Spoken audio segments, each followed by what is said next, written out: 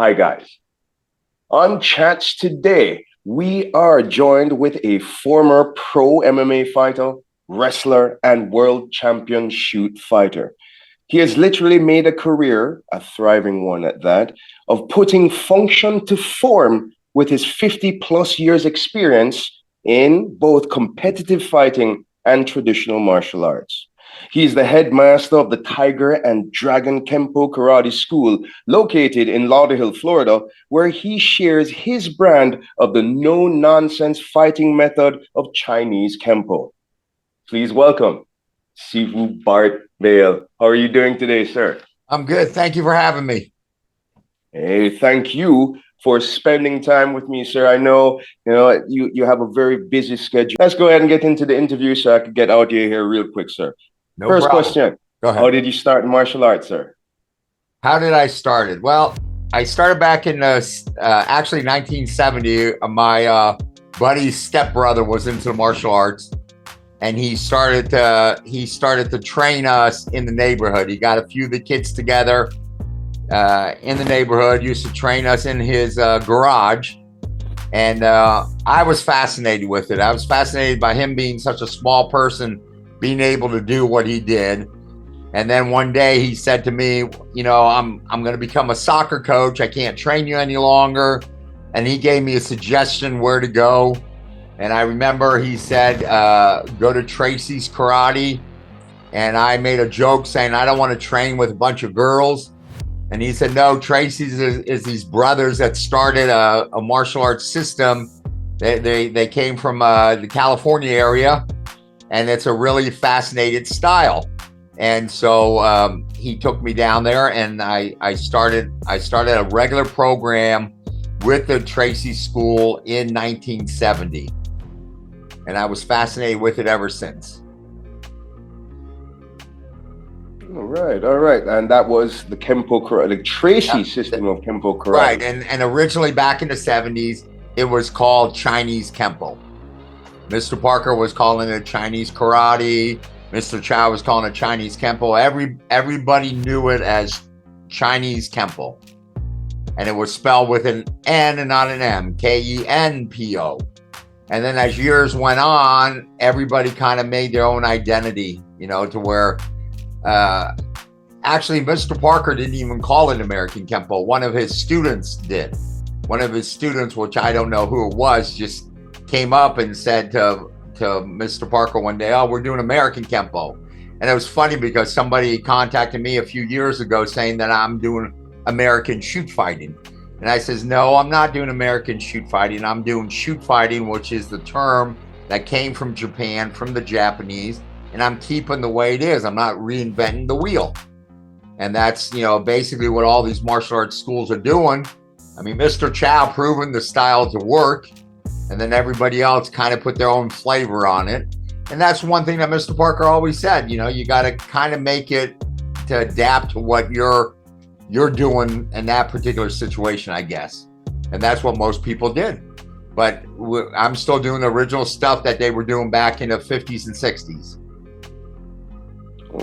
Okay. So it's been Chinese Kenpo for you ever since since the 70s? Since 1970, when I walked into the school.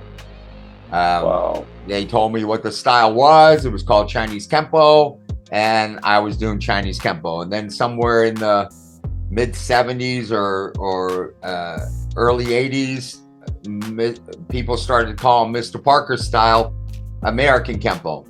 And I know, because I trained with Mr. Parker, I know he didn't come up with the name. He didn't call it American Kenpo, but he didn't stop anybody else. And whoever came up with the name, I don't know that. But they started, Mr. Parker liked it, and he continued to do it. Okay, so essentially American Kenpo and Chinese Kenpo, it's the same thing. It's just somebody else came up with that term, and Mr. Parker just went with it. He just didn't stop anybody from not calling it that. Right. I mean, again, to me, that I noticed some of the people that do American Kenpo have took on a lot of the forms that we had in the Chinese Kenpo. Some of them still doing them, but, nobody does Tiger and Crane no more. Nobody does Panther set or book set. They do claim to still do nobody does Kung Fu set, Chinese set, and those were all the Chinese forms. So a lot of the stuff was taken out, and the primary reason I feel it was done is you can't learn Chinese Kenpo in a group session. It's like trying to learn how to play a piano in a group. It's an individual person, and each individual person learns at a different time and pace. So we have always trained our students one-on-one.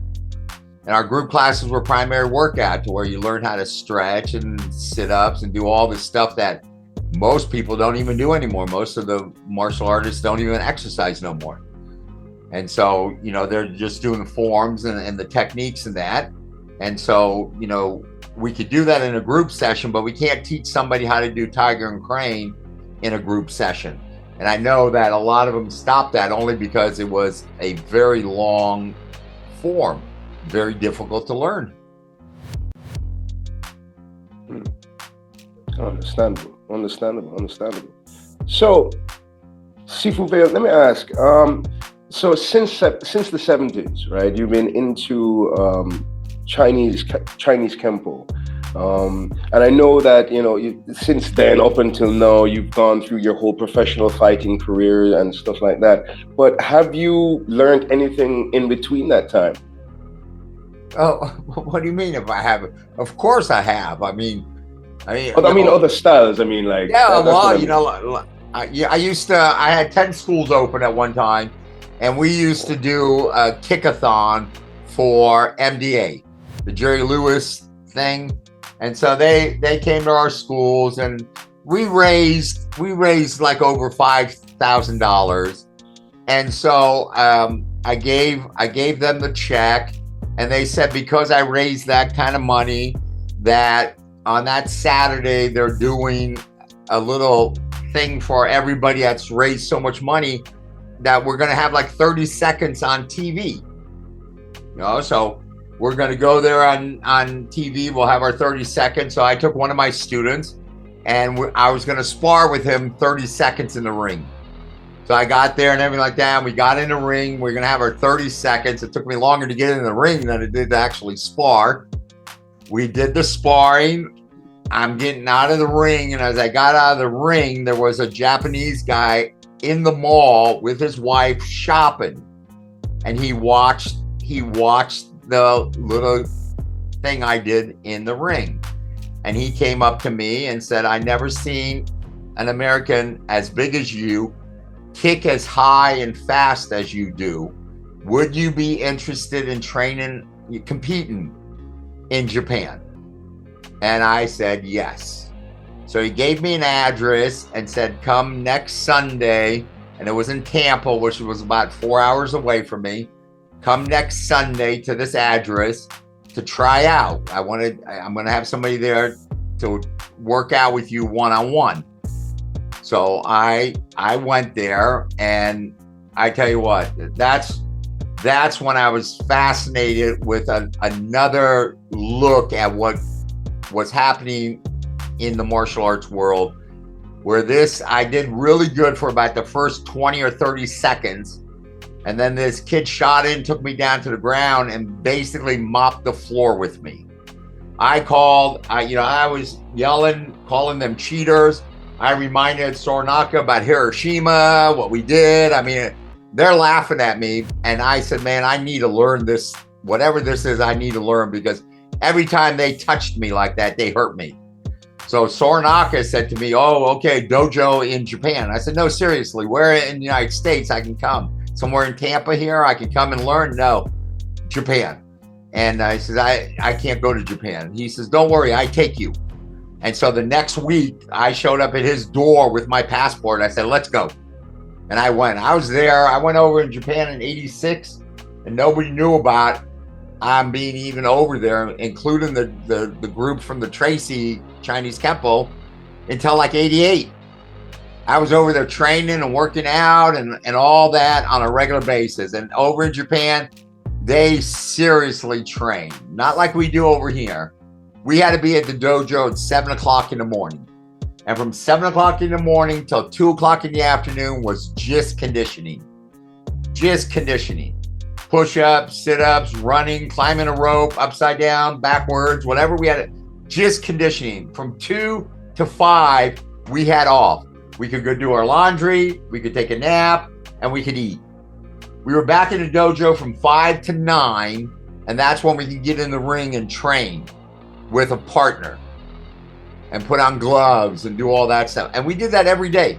There was no such thing as Christmas or President's Day. I was making up holidays. I was over there one time. I said, oh, Sornaka, today, Emperor's birthday. Everybody has off. And they laughed at me. We had no holidays, none. The only day you had off was the day after a match or your birthday. And that was it. Every other time, you were back in a dojo at 7 a.m. And we did that. I mean, we seriously trained for real. And I did that for the first, I stayed over in Japan. The first time I went over there, I stayed 4.5 months. Just training, and the Japanese helped run my schools. I had one of my students running my primary school, and I would check in, make sure everything was going right. And I was over there. I said, I needed to learn this style. To me, this was fascinating. And again, this was originally how that whole MMA started. From shoot fighting, right? This is the shoot fighting style. Yeah, this is shoot fighting style. Shoot was a term that was a wrestler. If you were a real wrestler, you were a shooter. And see, when we were bringing it over to the States in the early 90s, we couldn't call it wrestling because it didn't look like wrestling. It wasn't wrestling, and it wasn't like what the wrestling you saw on Channel 6. So I was sitting in the lobby in Fujiwara. I was sitting in the office there in Fujiwara, and Sornaka and the president of the company were trying to figure out what we're going to do because we wanted to bring it here to the States in 92. So I'm sitting in there, and I saw a videotape, and on the cover of the videotape, it was white with blue, and on the cover of it said shoot, SHOOT. And I thought gun. I thought it was a gun, I could borrow that videotape and watch, because you got to understand, I'm in Japan now for months at a time, no English, couldn't turn on the TV and watch, the Brady Bunch. It was ridiculous. I thought, if I could hear English, how they shoot a gun or clean a gun, hey, I'd be fascinated. So I said to Sornaka, I said, I want to borrow that tape to watch it tonight in the room. And I pull the tape out, and I see all these wrestlers on the front. I go, what does this have to do with shooting a gun? He goes, no, shoot is wrestling and not shooting a gun. And so then shoot, and then I said, what about calling it shoot boxing? And they go, no, Siam was using the name shoot boxing because he would do kind of like what we were doing, but they wore boxing gloves. And they were allowed one takedown, but they had to get back up because they couldn't do no grappling on the ground because they wore boxing gloves. So I said, what about shoot fighting? Sornaka loved the name. Fujiwara said, no, it's stupid. We need to call it kick, suplex, and submission style. That's what Fujiwara wanted to call it. Kick, suplex, submission style. That'd be too long to say to your friends, hey, let's go to the kick, suplex, submission fights tonight. So we kind of voted Fujiwara out. Me, Sornaka, and the president of the company said, yeah. And then we brought it here in the States in the early 92, I think. I think it was 92 when we brought it over here. But again, before I even went over to Japan, I was already a 4th degree black belt in Chinese Kenpo. And again, sparring, I had the luxury to spar with some great martial artists. My instructor at the school was Tom Dunn, and he was real good friends with Joe Louis, the kickboxer Joe Louis. So every other month, Joe Louis was down at our school. They come in and hang out and train with us and do that. Then in the early 70s, I met Bill Wallace. Because Bill Wallace came down here to fight this guy, Herbie Thompson. And I went into Herbie's room, dressing room to say good luck and everything like that. And then I went into Bill Wallace's, said good luck to him. And after the fight, I went up to Bill Wallace because I was fascinated with his left kick. He could just execute it like I couldn't see nobody in my life could do that. And I was just fascinated. And so then I wanted to train with him. And, you know, I did a lot of training before I even got to Japan. So I was you know, again, I was already knowing how to kick and punch and do that because of Bill Wallace and Joe Louis. I mean, both of them had a big influence on my martial arts career. And then, of course, you know, there were a couple of times we even went out to Chuck Norris's school, which was out in Rodanda Beach, and trained with some of his guys. And I think when Tom Dunn took us out there, I don't think Chuck Norris was even there anymore, because he was so popular in the movie world, you know. So, Sifu Vale, I'm quite sure that all of those experiences definitely helped you when you went to Japan and went into the ring, helping, you know, all those influences, as you said, from Chuck Norris, from Joe Louis, which is, you know, another side question that you have about Joe Louis. Did he ever share any of his experiences with Bruce Lee with you? You know, he talked a little bit about it. It wasn't something so much. You know, him and Bruce Lee were always at the events together. The big issue was Joe Louis actually got in the ring and did what he was doing, where Bruce Lee never did. I mean, Bruce Lee never competed, as far as I know, he never competed in any of the tournaments. And Joe Louis was always the person, you know, that you would see in the tournaments. You know, again, Joe Louis was on the Tracy team, the 5 of them with the checker gi. You know, and they were, you know, the only team that ever beat the Tracy team was the Chuck Norris team. And it was only because one of the guys on the and of course everybody makes an excuse, but one of the primary guys on the Tracy team was sick or not doing good that day, so they had to have another person fill in. But you know, again, as far as I know, you know, Joe Louis was always walking the walk. He told you what he was going to do right before he did it, and he did it. You know, he was, you know, and again, Bill Wallace the same way with that left kick. You know, and it's funny because you watch Billy Jack, and Billy Jack goes, "I'm going to put this side of my foot on this side of your head, and there's nothing you can do about it." And that was good because it was a movie, and they probably do it like 15 times to get that right. But when Bill Wallace said to Herbie Thompson, "I'm going to put my foot on this side of your head," and actually did it, you know, that was pretty fascinating. And then the same thing happened when Bill Wallace fought Tommy Hearns. You know, they had Bill Wallace fight Tommy Hearns, and Tommy Hearns got so mad, he started to throw kicks because Wallace could throw his kicks better than most people can throw their hands. And he stands on one foot doing it, you know, which was pretty amazing.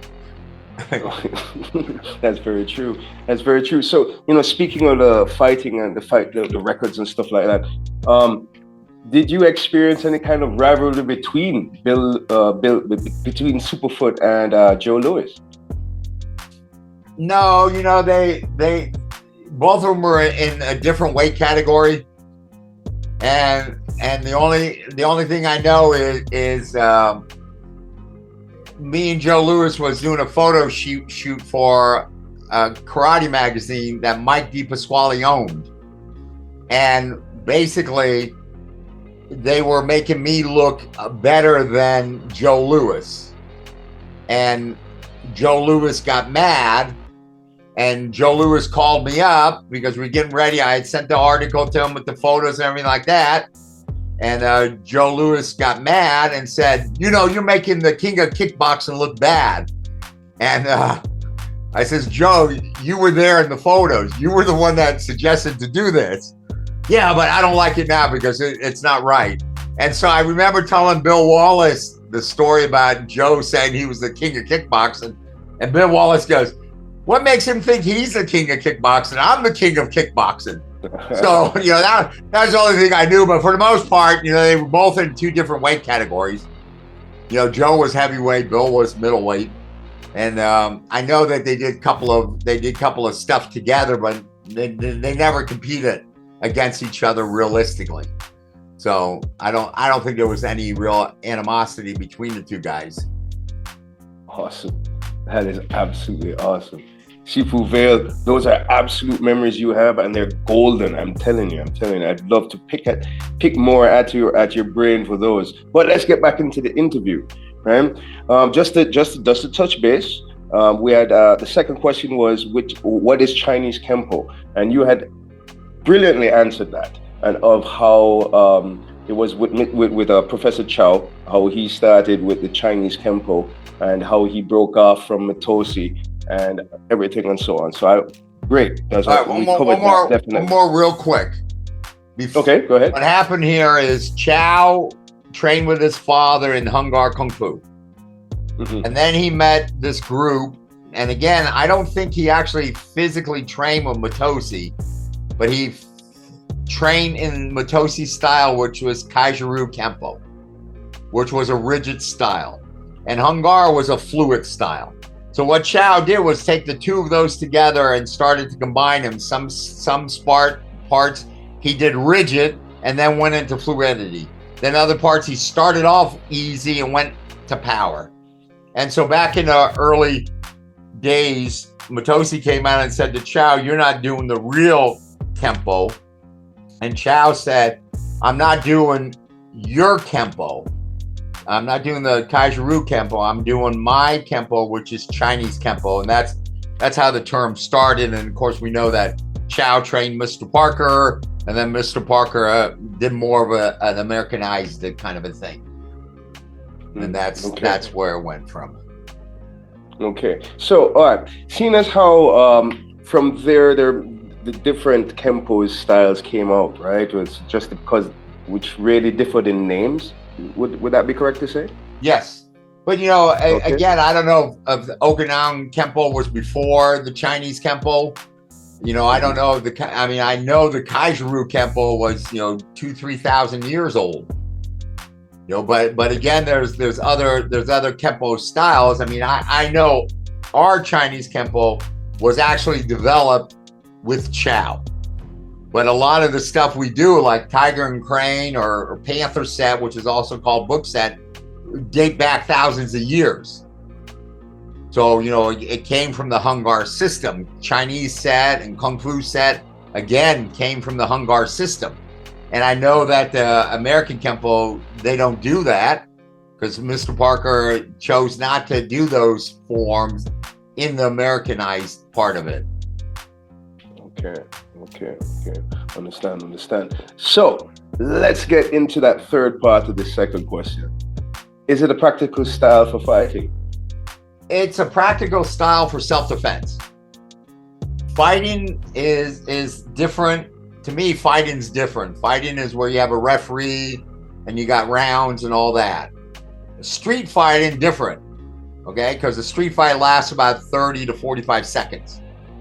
And again, in the Chinese Kenpo, we try to eliminate the situation as quick as we can. That's ripping somebody's eyes out, hitting them in the throat, hitting them in the groin, hitting them in vital targets. We're not there to try to get a point. We're there to stop somebody from trying to hurt us. And that's where the Chinese Kenpo came in. It's not a sport.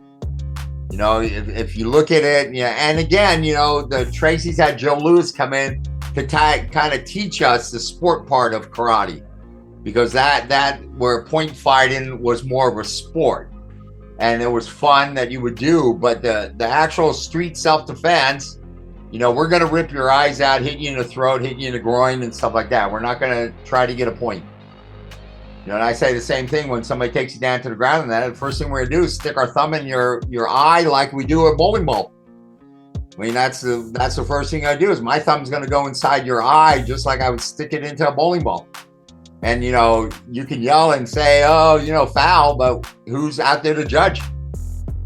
It's not going to happen there. Now, again, I trained the police department and they're not allowed to do that part, but somebody being attacked, we're going to hurt our opponent.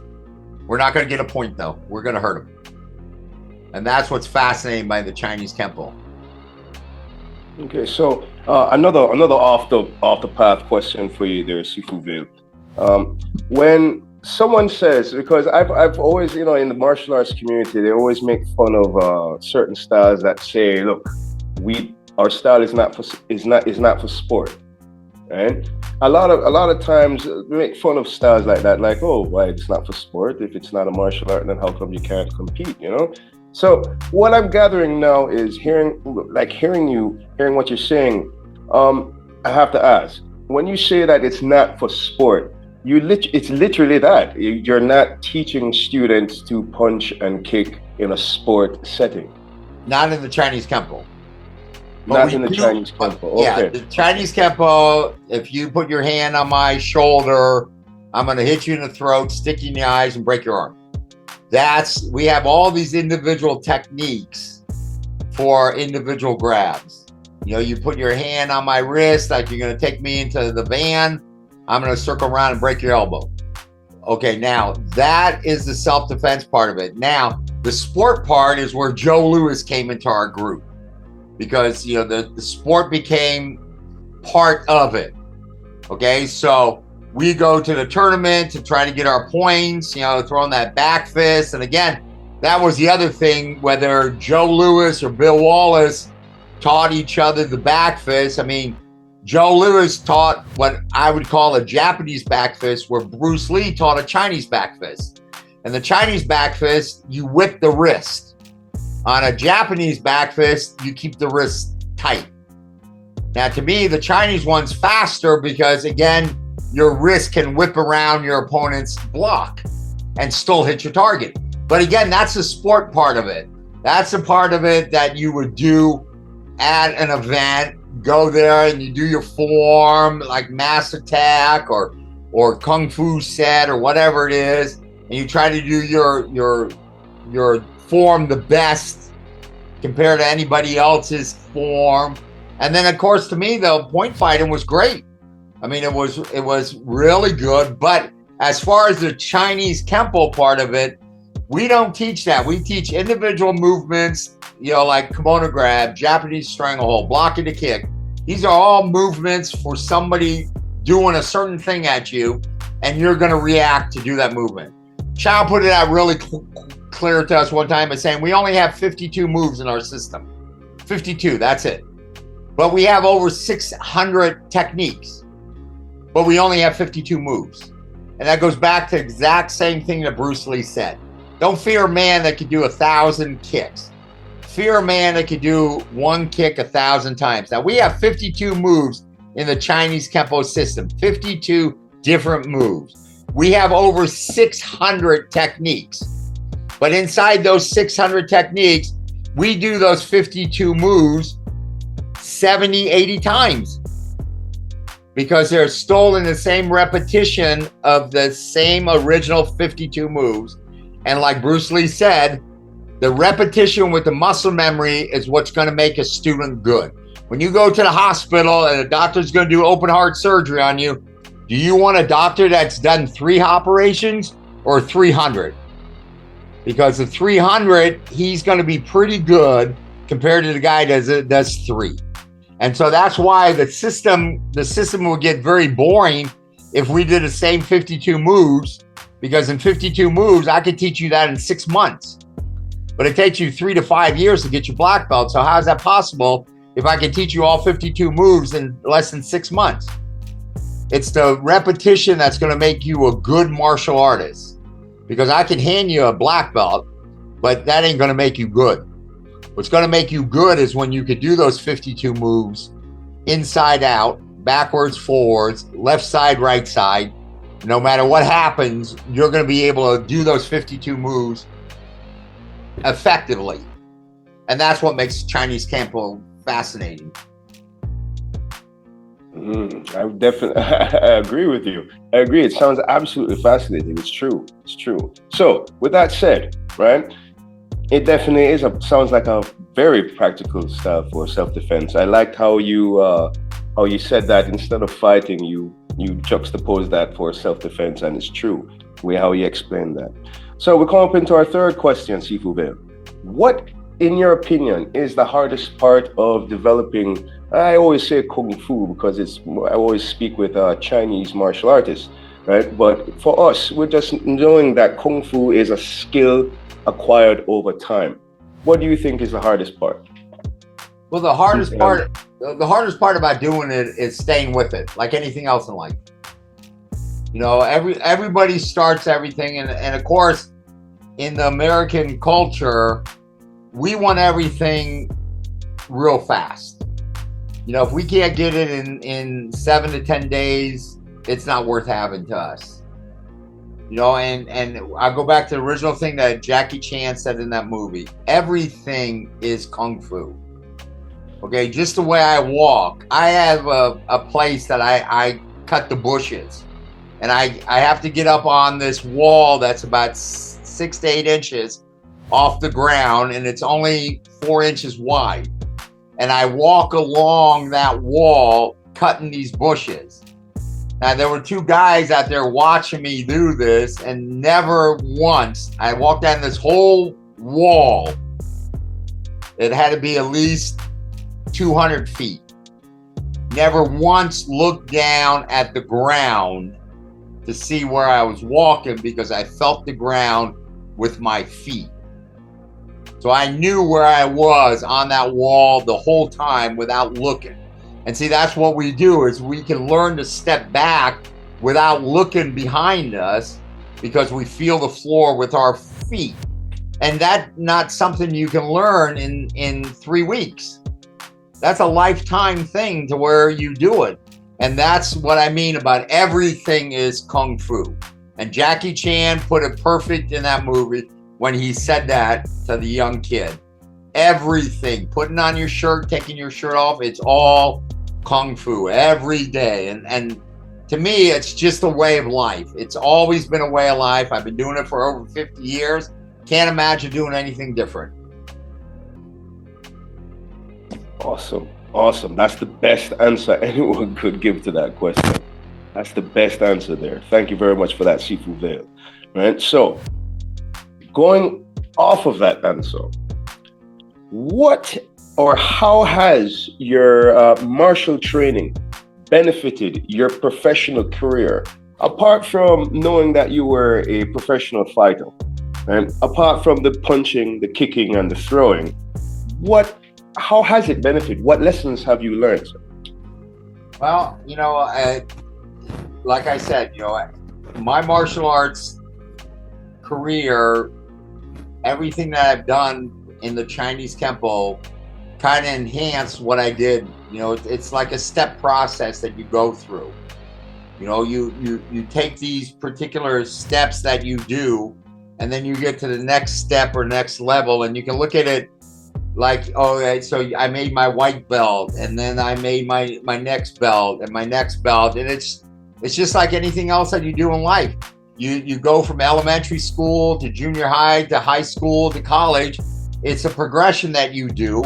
And everything that I've done in my life, even if it had nothing to do with the martial arts, like cutting those bushes, my martial arts career benefited me because it made me a better person in the real world.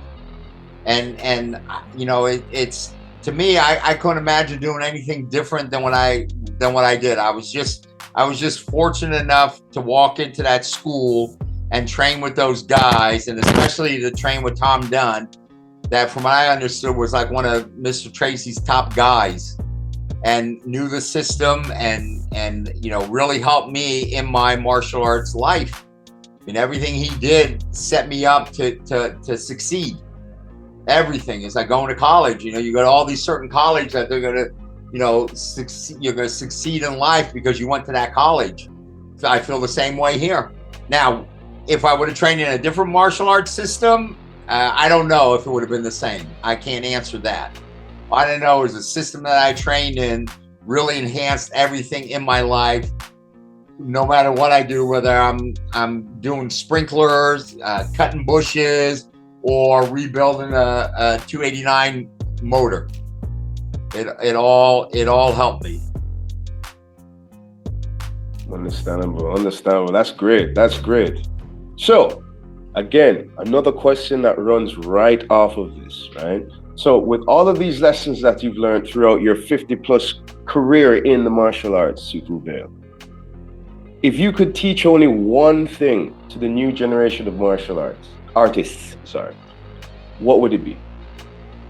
Well, I think the one thing that I would love to be able to get across to them is the structure and discipline that they're going to need to succeed in whatever they do.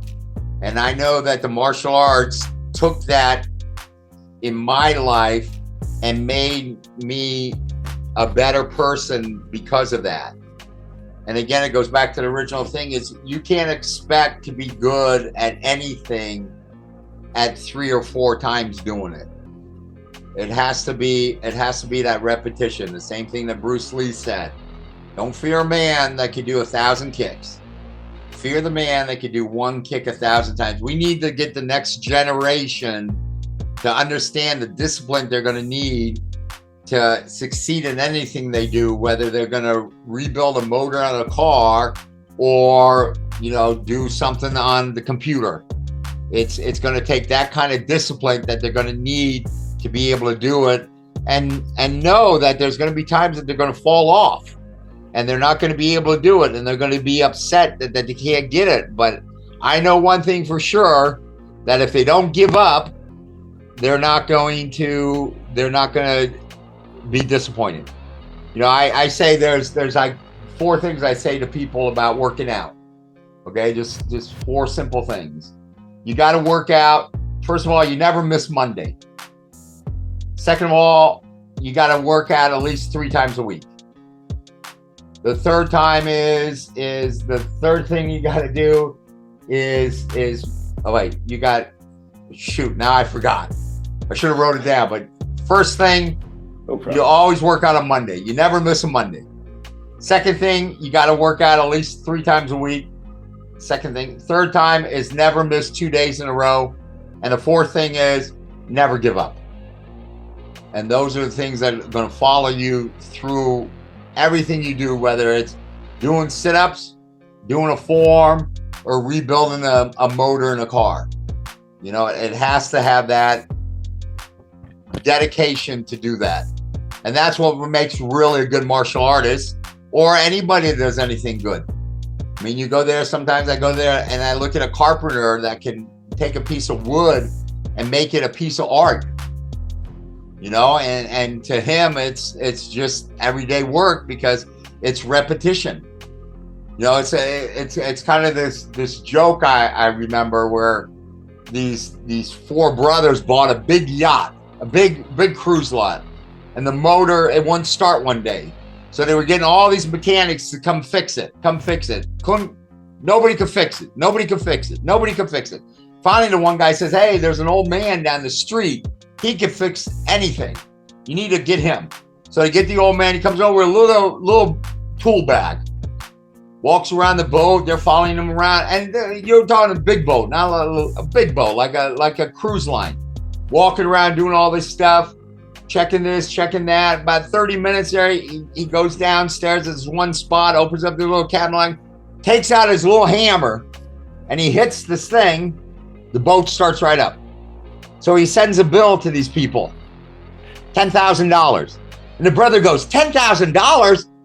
What did he do? I want an itemized bill. So the guy sends him an itemized bill. Ball pin, a hammer, $10. Knowing where to hit the hammer, $9,990. So the point being is the knowledge is more than anything else that you can get. You can buy a hammer, but without the knowledge, you're not going to do anything with that hammer. And that's, like the same thing with Kung Fu. Got to have that discipline. You got to realize it's not going to happen overnight. People ask me about my diet. How did I stay in such good shape and everything like that? And I tell them, listen, if it took you 2 years to get fat, it's going to take you 2 years to lose it.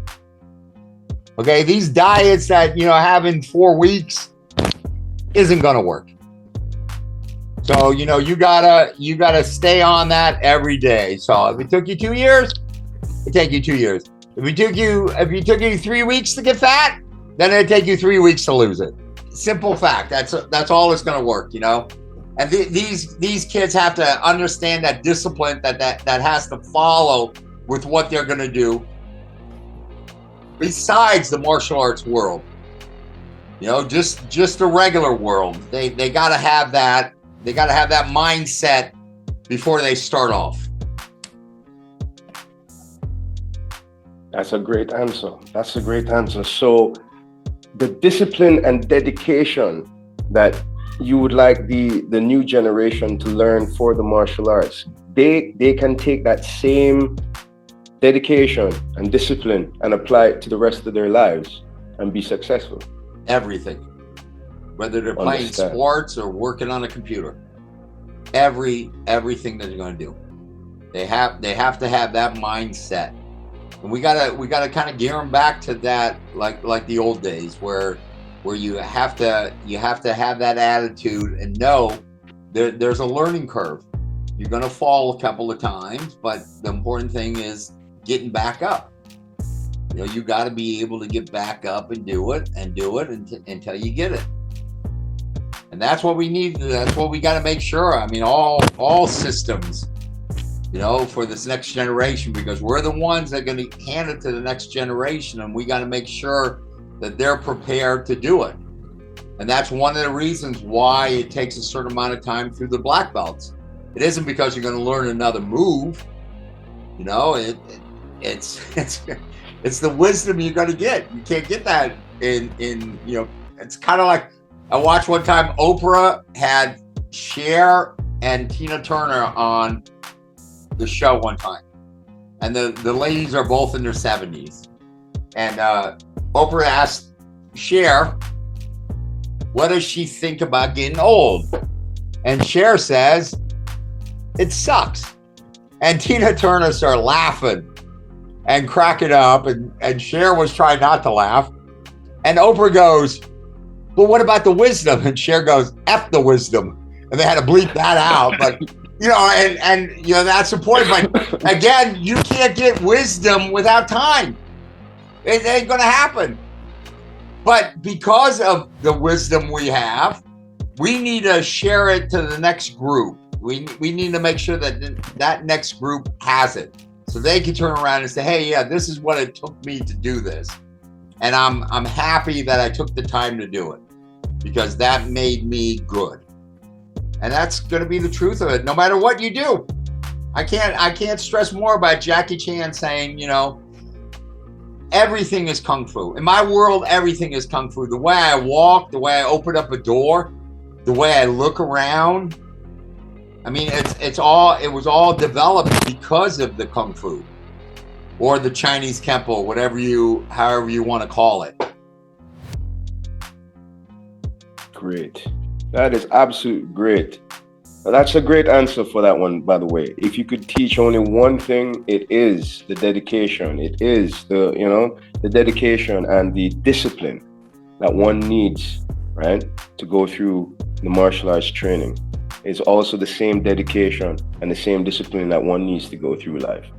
That's great. That's great. So, Sifu Vale, one last question for you. How can you be contacted? All right. Well, I mean, it's easy. I can give you my phone number. The other thing is, since we brought this up, I'm having an event August 2nd and 3rd in Ohio. It's going to be the GOE or the Masters of the Arts, SuperCamp, whatever you want to call it. We're going to have different people that are teaching classes. We're also doing the Kempo Hall of Fame. And I'm going to start advertising stuff. There's a flyer up on the webpage. And if they want to go to the webpage, which is emactc.com, which stands for Elite Martial Arts Certified Training Center. And there's a tab there that says event, and that's where the event flyer is. I'm going to be updating who's going to be put into the Hall of Fame. I know there's two different kinds of Kempo Hall of Fame. One is the Kempo International Hall of Fame, which was designed for students with 3 to 5 years in the martial arts, but also the Kempo Hall of Fame, which was primarily for people with 25 to 50 years in the art teaching and training. And again, the two categories are master or grandmaster. And again, I'm encouraging people, if they have an instructor like, I don't know if you know who Chuck Sullivan is. He was one of the guys from, he's still alive, just celebrated his 93rd birthday last week or month. But he was in the film with Mr. Parker doing two-man black and some of the self-defense techniques when they were just calling it technique 1 and 2.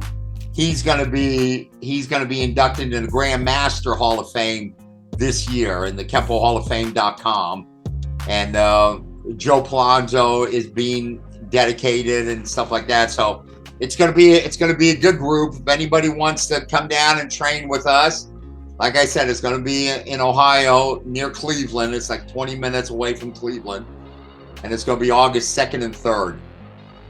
And then of course my phone number, if you don't mind me giving my phone number from the school, is 954-746-0202. If I don't answer the phone, leave a message. I will get back with you. I'm real good at that. All right. Information for Sifu Bart Vale and the Tiger and Dragon Kenpo Karate School will be in the description down below. Also, all those events will be in the description as well. Also in the description will be a link for FeiYue shoes. If you need a pair of FeiYue shoes, go ahead and click the link down below. Get the best deals, get the best prices, all at FeiYue shoes. Sifu Bart Vale, thank you very much for educating me on what Kempo, Chinese Kenpo karate is, and the history. Thank you very much for your time. Thank you very much.